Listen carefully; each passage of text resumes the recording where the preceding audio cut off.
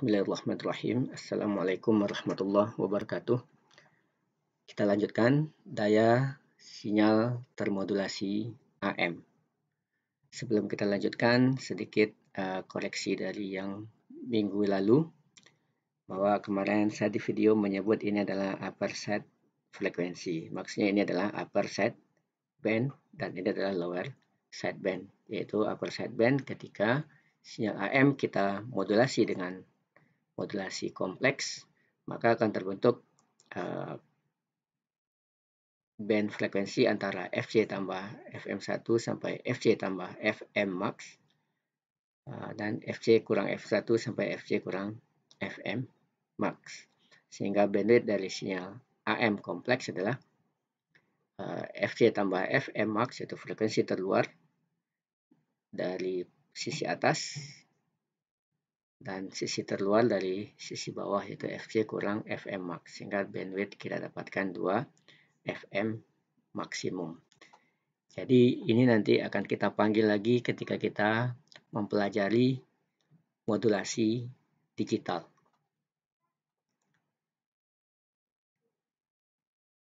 Selanjutnya daya sinyal AM. Di pelajaran rangkaian listrik kita sudah belajar bahwa jika ada sebuah tahanan kemudian diberi beban tegangan DC, maka tegangannya, daya yang diserap oleh beban ini adalah sebesar V kuadrat per R. Ini untuk sinyal DC. Jika pada beban yang sama kita berikan tegangan AC, misalkan seperti sinyal carrier yang kita bangkitkan di modulasi AM, yaitu AC sin 2V FCT, maka daya dari R adalah,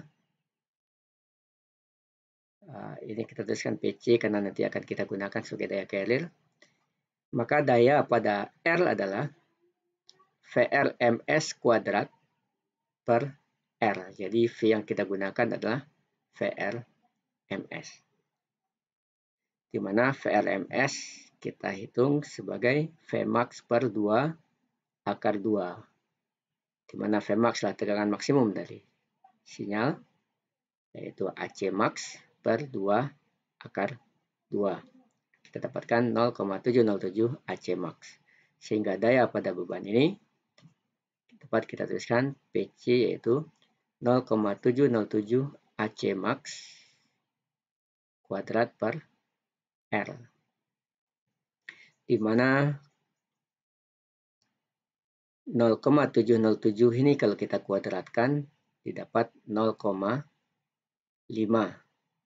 Sehingga 0,5 kita ganti penulisannya dengan setengah dan angka 2-nya kita turunkan. Jadi PC adalah AC max kuadrat per 2R.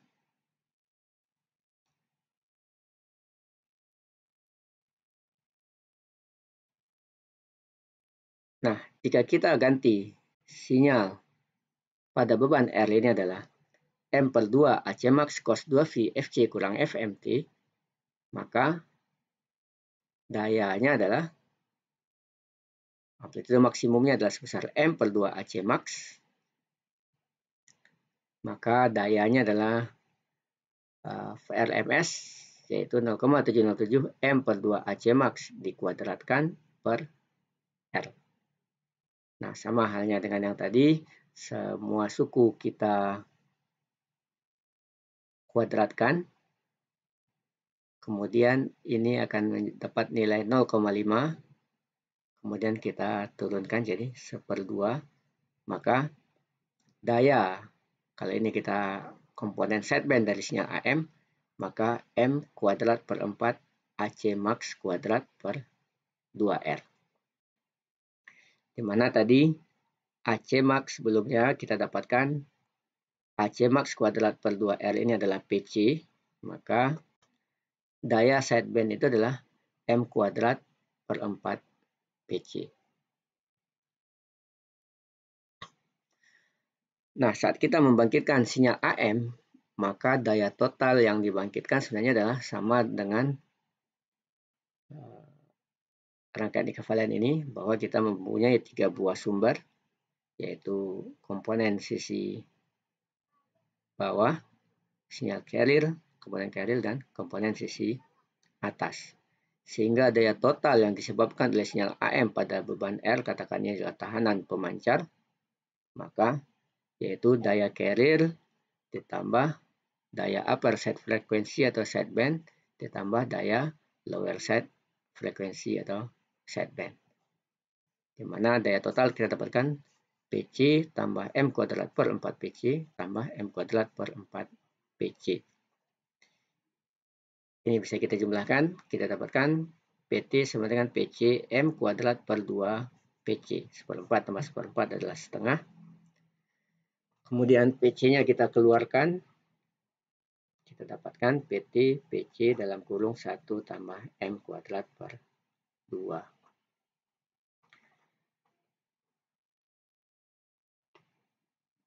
Nah, coba perhatikan.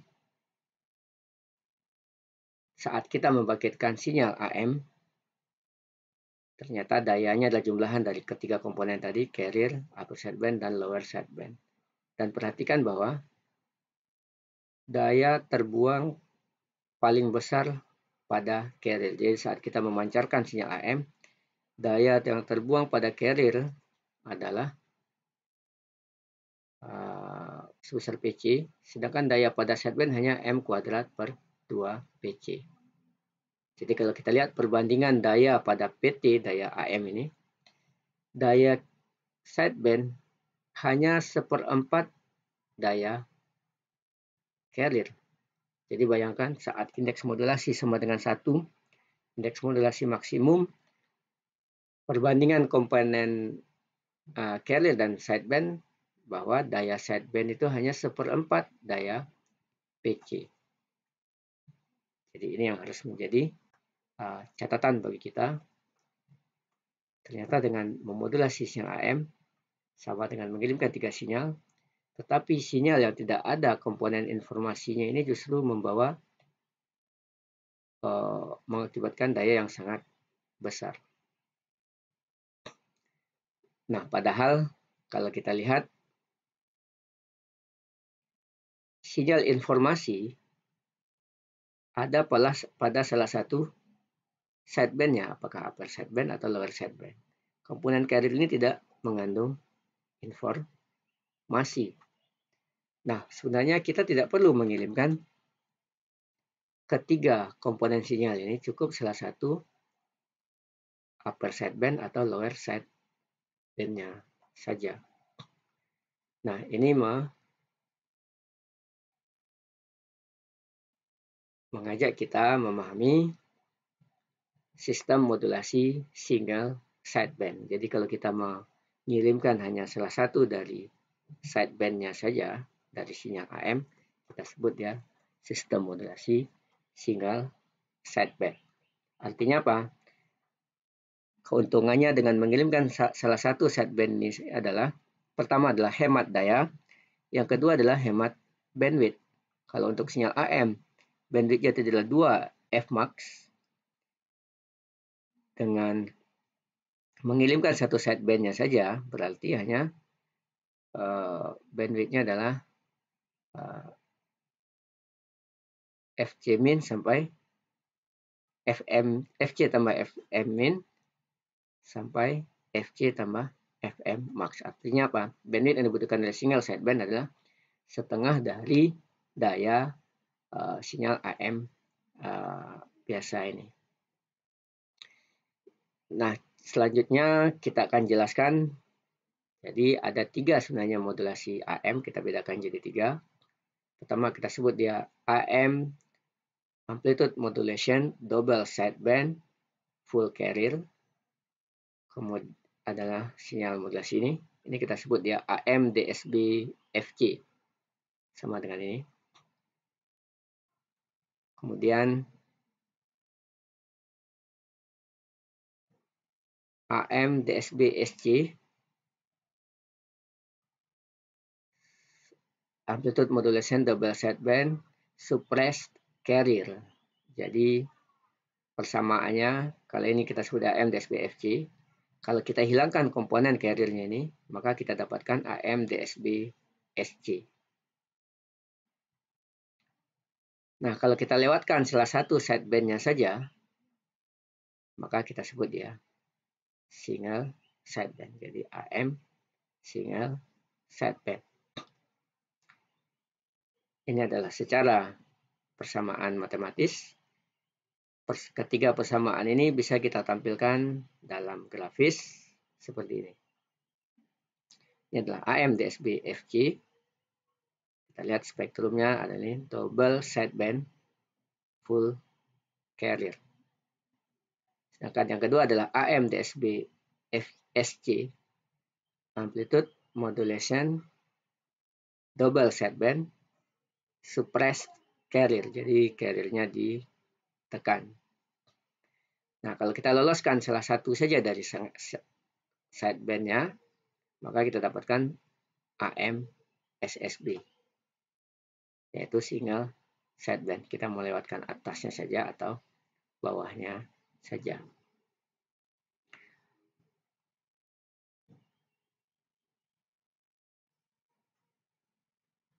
Nah, kemudian berikutnya kita lihat untuk membangkitkan sinyal SSB ada dua cara. Pertama dengan memfilter keluaran dari modulator AM DSB FG. Kita tahu AM DSB FG spektrumnya adalah ini. Kemudian dengan menambahkan BPF, maka kita bisa seleksi salah satu sideband-nya saja. Maka kita dapatkan sinyal single sideband. Atau menggunakan balance modulator, di mana AM DSB SC bisa kita bangkitkan dengan mudah dengan menggunakan balance ring modulator. Artinya apa? Kalau kita hanya butuh sinyal SSB, maka akan lebih efisien mendapatkannya dengan balance modulator dibanding modulator AM biasa. Bisa Anda perhatikan nanti bahwa ternyata balance ring modulator lebih sederhana dari modulator AM. Dan lebih mudah kita lebih hemat biayanya kalau kita ingin membangkitkan sinyal SSB menggunakan balance modulator dibanding modulator AM biasa. Nah, sedikit kita jelaskan prinsip kerja balance ring modulator.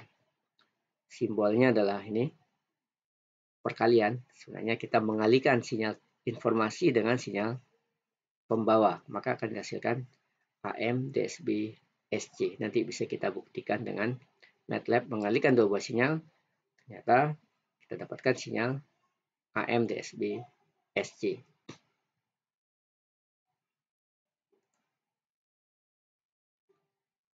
Nah, balance ring modulator rangkaiannya seperti ini. Ada sinyal informasi, ada input sinyal carrier. Kemudian ada sebuah trafo lagi di sisi output. Jadi kita lihat bahwa balance ring modulator ini mempunyai dua input juga, informasi dan pembawa. Di sini ada dioda. Dioda kemarin sudah kita jelaskan waktu kita menjelaskan demodulator AM. Dia berfungsi sebagai saklar on off. Di mana kalau kita berikan bias maju atau bias forward, ini adalah kita berikan tegangan positif, ini negatif, maka dia akan berfungsi sebagai saklar tertutup. Dan sebaliknya, kalau kita berikan tegangan negatif positif, maka dia akan terbuka. Nah, coba perhatikan kedua sinyal input informasi maupun sinyal carrier, dua-duanya mempunyai tegangan positif dan tegangan negatif. Ini mempunyai tegangan positif, ini juga mempunyai tegangan negatif. Artinya apa? Kedua sinyal ini berpotensi untuk mengaktifkan dioda. Nah, agar balance ring modulator ini bekerja sesuai dengan yang kita harapkan, yaitu menghasilkan sinyal AM DSB SC, maka tegangan carrier harus kita jaga jauh lebih besar dibanding tegangan informasi.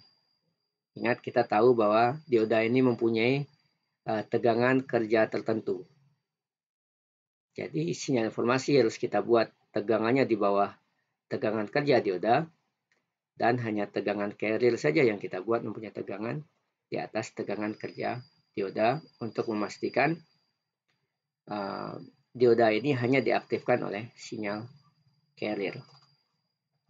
Nah, sekarang kita lihat prinsip kerjanya. Saat tegangan carrier adalah positif,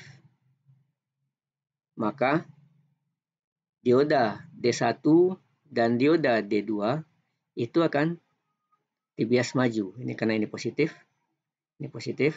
sementara yang sebaliknya akan terbias balik. Kenapa? Karena tegangan di sini positif, ini akan terbuka, D4 juga akan terbuka. Sehingga rangkaian ekivalennya adalah gambar B, D1 dan D2 terhubung singkat. Sehingga tegangan input ini akan dilewatkan ke kutub sekunder, kemudian dilanjutkan ke output modulator. Jadi tegangan ini akan di-outputkan ke output modulator. Jadi bisa kita bayangkan selama carrier puncaknya positif, maka sinyal ini akan dilewatkan pada output. Nah, ketika sinyal carrier berubah negatif, maka rangkaian balance ring modulator ini akan D1 akan terbuka, ini terbuka, D3 dan D4 tertutup. Sehingga rangkaian ekivalennya adalah ini. Artinya apa? Sinyal input yang tadinya positif, karena ini di cross, akan muncul sebagai nilai negatif di sini. Sehingga sinyal input ini akan di-outputkan pada balance modulator menjadi arahnya ke bawah. Dan seterusnya ini akan kembali positif, dioda D1 dan D2 akan aktif, sehingga akan dilewatkan ini pada output, dan seterusnya. Sehingga akan terbentuk sinyal AM DSB SC.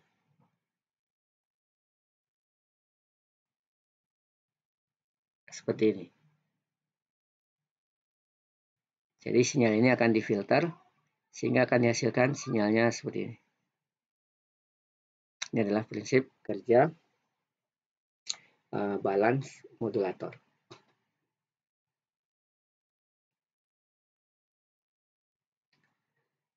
Nah, dengan konsep sinyal SSB, berarti kita hanya mengirimkan salah satu sideband dari sinyal termodulasi AM. Tujuannya tadi adalah untuk menghemat daya dan menghemat bandwidth. Nah, permasalahannya adalah bagaimana untuk mendapatkan lagi sinyal informasi di penerima, karena tidak mungkin kita dapatkan ini dengan detektor AM konvensional seperti yang sudah kita jelaskan pada demodulator AM yang menggunakan dioda. Nah, untuk mendapatkan sinyal informasi dari sinyal SSB, yaitu dengan cara mengalihkan lagi sinyal SSB yang rangkaiannya detektornya sama adalah balance modulator. Itu sinyal SSB kita kalikan lagi dengan sinyal carrier yang sama ketika digunakan pada modulator. Nah, apa yang terjadi kalau sinyal SSB kita kalikan dengan sinyal carrier? Maka akan didapatkan lagi. Ini tadinya adalah sinyal SSB, FC tambah FM. Ini adalah FC. Ketika dikalikan lagi dua sinyal ini, maka muncul sinyal informasi.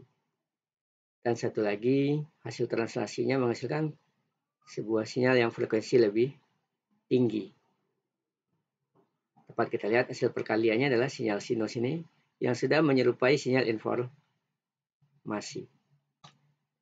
Nah, keluaran balance modulator ini akan diumpankan ke low pass filter sehingga akan dihasilkan kembali sinyal informasi tanpa frekuensi tinggi.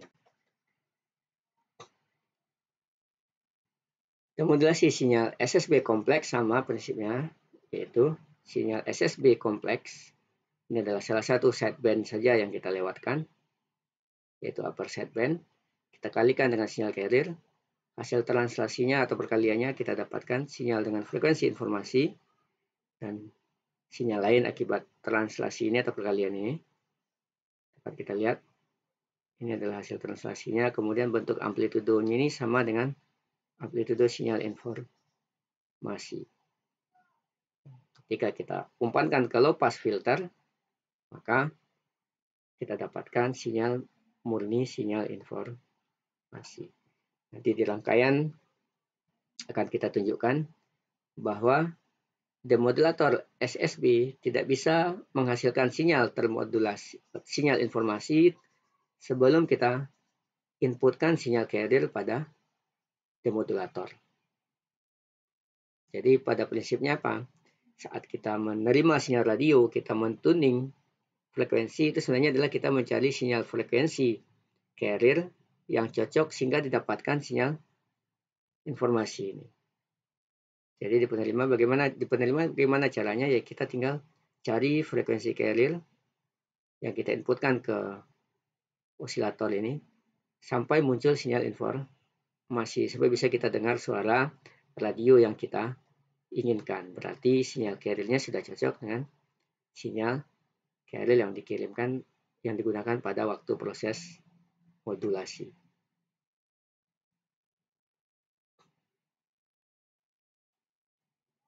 Kita lanjutkan frekuensi division multiplex. Di awal kita sudah jelaskan tujuan dari modulasi salah satunya adalah untuk memperkecil ukuran antena. Itu adalah salah satu tujuan dari modulasi. Tujuan keduanya adalah proses multiplex. Sebelum kita jelaskan pengertian multiplex, kita lihat dulu sistem telekomunikasi yang sudah kita jelaskan di awal, bahwa dengan menggunakan sebuah mikrofon dan speaker, kita sudah bisa melakukan proses telekomunikasi. Nah, tetapi kalau kita si A ingin berkomunikasi dengan C, maka A juga harus membuat sistem ke C agar bisa terhubung dengan C. Nah, bayangkan kalau semua orang yang akan berkomunikasi menerapkan cara ini, bisa kita bayangkan betapa ruwetnya sistem yang dihasilkan. Di ruang bebas akan berseliweran kabel untuk menghubungkan masing-masing pengguna ini. Nah, ini tentu tidak menguntungkan atau tidak mungkin dilakukan dalam sistem telekomunikasi. Maka dilakukanlah proses multiplex. Jadi multiplex adalah menggabungkan beberapa saluran yang ingin berkomunikasi menjadi satu saluran, sehingga dia tidak perlu terhubung ke setiap pengguna satu sama lain. Ini yang kita sebut ya multiplex, yaitu menggabungkan beberapa saluran menjadi satu saluran. Kemudian di sisi penerima, demultiplex adalah kembali memisahkan masing-masing saluran ini ke saluran yang diinginkan. Jadi ada dua proses, ada multiplex, ada demultiplex. Nah, sebenarnya ada dua sistem multiplexing karena hubungannya dengan modulasi. Kita jelaskan baru satu, yaitu frekuensi division multiplex. Artinya apa? Kita menggabungkan beberapa saluran menjadi satu saluran dengan cara membagi-bagi frekuensi. Artinya apa? Kalau di sini tidak kita modulasi, kita tahu bahwa sinyal suara manusia mempunyai frekuensi yang sama, maka dia akan bertumpuk di domain frekuensi, sehingga suara A C dan E ini akan terdengar oleh B. D juga akan mendengar semua pembicaraan A, C, dan E. Kenapa? Karena dia berada pada band frekuensi yang sama. Nah, untuk itu, dengan frekuensi diffusion multiplex, sinyal informasi akan digabungkan menjadi satu saluran dengan membagi-bagi frekuensinya di domain frekuensi. Artinya apa? Kita akan modulasi masing-masing saluran ini dengan frekuensi carrier yang berbeda, sehingga dia terpisah di domain frekuensi. Nah, sedangkan di penerima, sinyal yang sudah tergabung ini tinggal diinputkan ke voltage divider, jadi pembagi tegangan. Kemudian di penerima tinggal seleksi frekuensi yang diinginkan, kemudian baru dilanjutkan dengan proses demodulasi.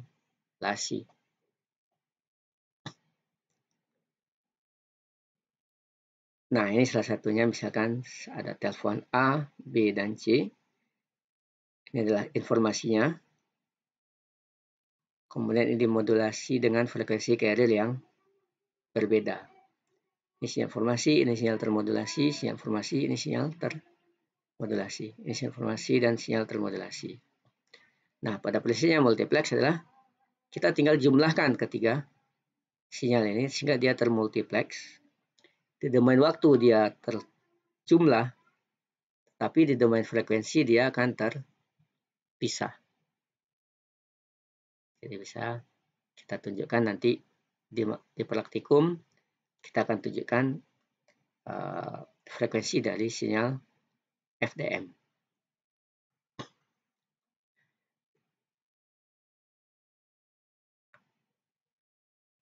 Nah, untuk melakukan proses frekuensi diffusion multiplex menggunakan modulasi amplitudo, nah tentu akan lebih efisien menggunakan sinyal SSB. Kenapa? Karena dia single sideband.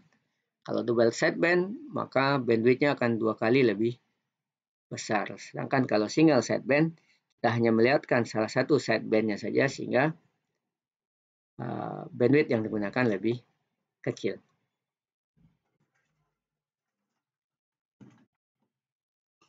Nah, ini kita tunjukkan proses multiplex dengan SSB. Kita mempunyai sinyal 4 saluran informasi suara 1, suara 2, suara 3, dan suara 4.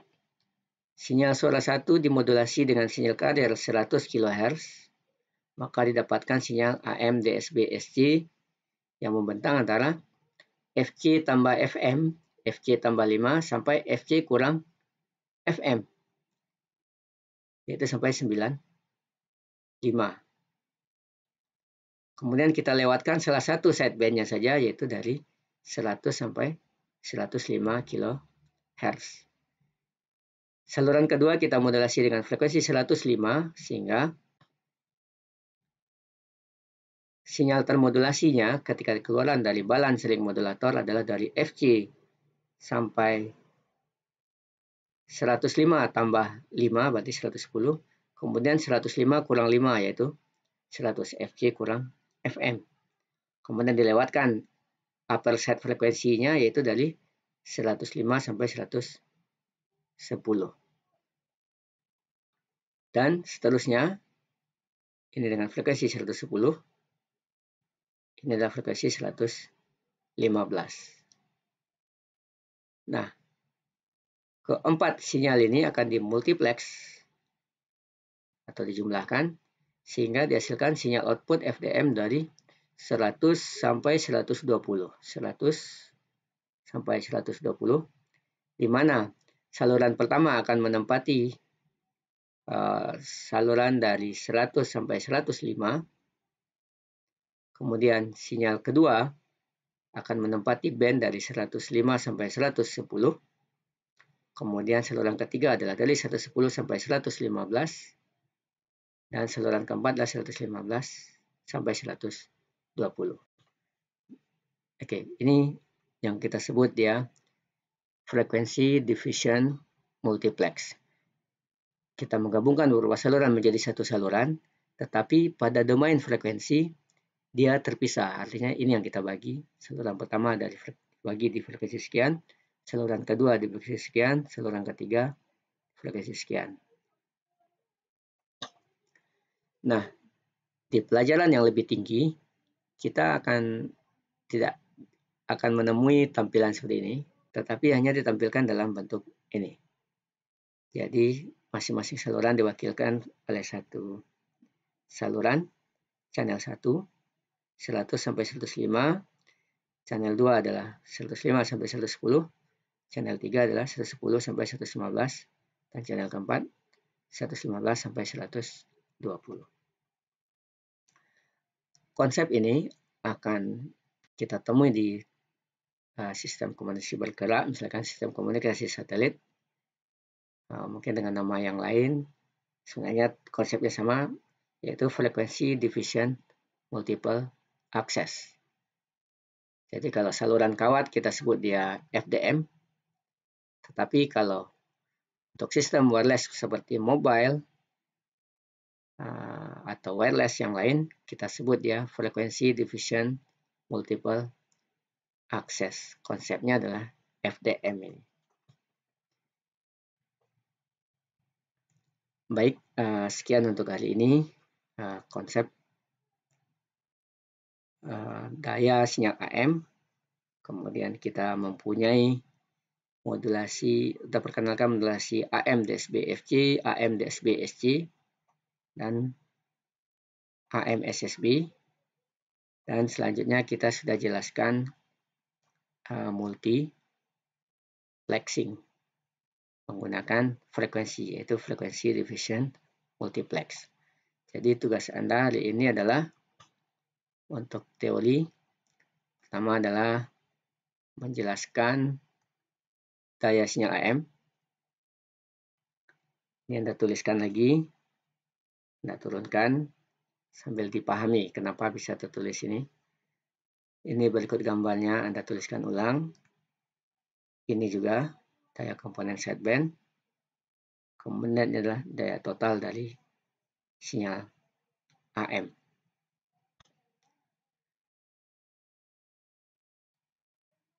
Sedikit tambahan, nah ini kita menunjukkan tadi bahwa perbandingan daya carrier dengan daya sideband. Jadi banyak sekali daya yang terbuang di sini. Maka tugas kedua Anda adalah menjelaskan ini perbedaan AM DSB FC, AM DSB SC, dan SSB. Liputi persamaannya. Kemudian penjelasan domain waktu dan domain frekuensi. Kemudian ini juga harus Anda jelaskan prinsip kerjanya.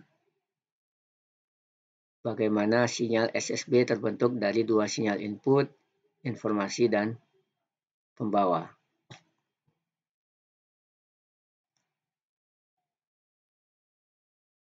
Kemudian proses ini harus dijelaskan juga. Membangkitkan sinyal SSB.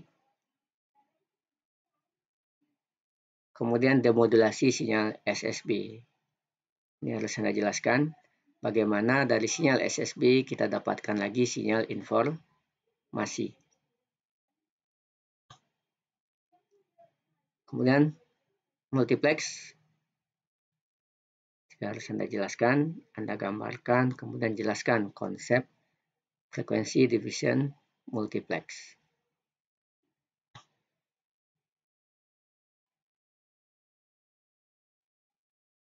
Kemudian gambar ini juga Anda jelaskan.